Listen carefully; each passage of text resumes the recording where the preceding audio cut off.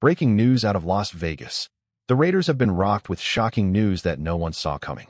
A major shakeup has left fans stunned, questions swirling, and the silver and black scrambling for answers. What really happened, and where do the Raiders go from here? Stay tuned, because you won't want to miss a second of this story. Today we dive into the Raiders' wide receiver situation after the sudden and dramatic exit of Amari Cooper. Yes, you heard that right. Cooper has walked away, and it's left a massive hole in the offense. The timing couldn't be worse, with the season just days away. But before we get into all the latest updates, make sure to subscribe to the channel, drop a like, and don't forget to hit that bell icon so you never miss breaking Raiders news. Alright, let's move on to the big story. The fact is simple. Cooper could have suited up.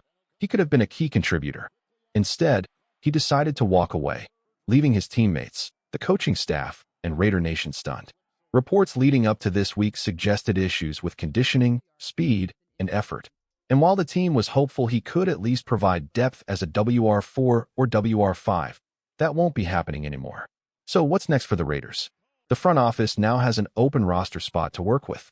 The most likely move is a promotion from within, elevating someone off the practice squad to step up immediately. But don't rule out a veteran free agent addition, either.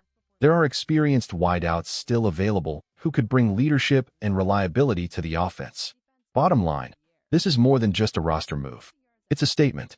When you wear silver and black, quitting isn't an option, and Raider Nation knows that better than anyone. Amari Cooper walked away from nearly $5 million to play for the Raiders, and that decision has left the team thin at a crucial position. With only 4 receivers currently on the roster, the challenge ahead is obvious.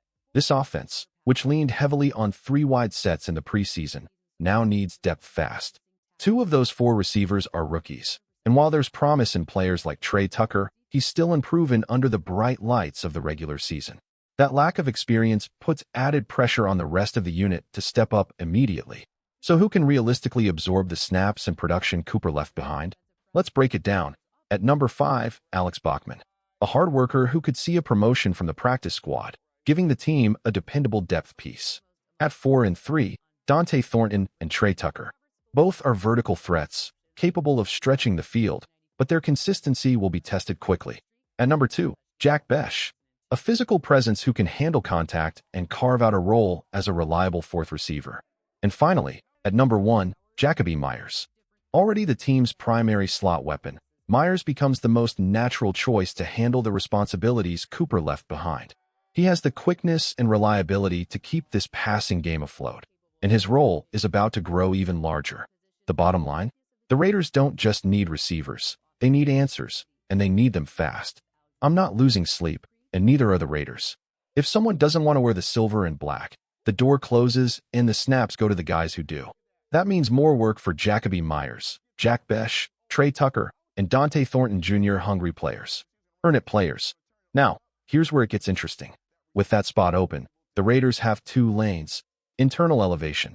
Reward a practice squad receiver who already knows the system and the terminology. Targeted outside help. A veteran who can plug into a defined role right away. What kind of receiver fits right now? Think roles, not names. Chain mover in the slot. Quick releases, tough over the middle, reliable on option routes. Vertical stressor. Pure speed to force safeties deeper and clear space for Devontae and Meyers. Big body possession guy. Wins slants, digs, and back shoulders in tight windows. Special teams plus WR. Covers kicks, returns punts, and gives you day 1 game day value. The checklist is simple. Separation versus press, clean hands, assignment sound, willing blocker, and healthy enough to contribute immediately without a long ramp up. Coming up next, we'll stack the most realistic targets, veterans who fit the scheme, and a couple of practice squad poaches that could pay off fast. Stay locked in. When a roster spot opens this close to kickoff, you don't have the luxury of long evaluations. Continuity, fit, and readiness matter most. That's why the first names in consideration are likely to be familiar faces, guys who've already had some connection to the Raiders system. Think of players like Marquez Callaway, Colin Johnson, Philip Dorsett, and Kyle Phillips. Each brings something different. Callaway's size, Johnson's length, Dorsett's straight-line speed, and Phillips' slot ability. They're not headline signings, but in a depth role, familiarity has value. Still, the Raiders could look beyond just who knows the playbook and focus on proven veterans who can contribute immediately. Two standouts to keep in mind: Kendrick Bourne, reliable hands, versatile route runner, and a strong locker room presence. At 6 feet 1 inch, 205 pounds, he's not flashy but dependable. Exactly the kind of wideout who can stabilize a thin position group. Robert Woods, a veteran leader with deep ties across coaching staffs. Woods brings experience, toughness, and the ability to work inside or outside. His knowledge of NFL systems and his professionalism make him a plug-and-play option. Let's be clear, none of these players replace a true star. What the Raiders need is a WR3/WR4 caliber addition who can step in without slowing the offense down. And in that lane, names like Bourne and Woods make the most sense.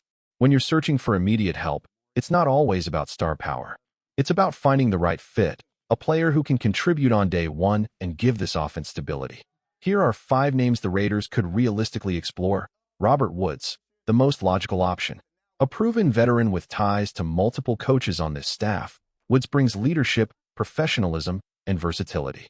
He won't stretch the field like he once did, but he's steady and reliable. Tyler Boyd, once a key piece of Cincinnati's loaded receiver room, Boyd has built a career on toughness and reliable hands. At 6 feet 2 inches and over 200 pounds, he still offers size in the slot and could be a chain-moving option. Donovan Peoples-Jones, a Michigan product with size, athleticism, and blocking ability. While his receiving production has been inconsistent, he fits the mold of a physical depth receiver who can do the dirty work and contribute to special teams. Nelson Aguilar, a familiar face. Raider Nation remembers his breakout year in silver and black, where he brought speed and explosiveness down the field. He's bounced around since then, but a reunion could provide a spark. Kendrick Bourne, a respected veteran who has shown he can thrive in multiple offenses. Bourne won't dominate stat sheets, but his consistency and experience make him a dependable target for any quarterback. The common thread? None of these receivers would break the bank. Each could be added on a short-term, team-friendly deal, giving the Raiders affordable depth while the younger players develop. And don't overlook this: the Raiders may not stop at free agents. Practice squad raids are always an option, and sometimes those hidden gems can make all the difference. When you talk about filling a roster hole this late, the most underrated pool of talent isn't in free agency. It's buried on practice squads across the league. Hidden gems. Young receivers who may not be starters today, but have the speed, size, or versatility to carve out a role immediately. Here are 10 names that could make sense for the Raiders. Robbie Chosen, veteran speedster who impressed against Las Vegas in the preseason. Christian Wilkerson, a familiar face with ties to the previous Raiders regime.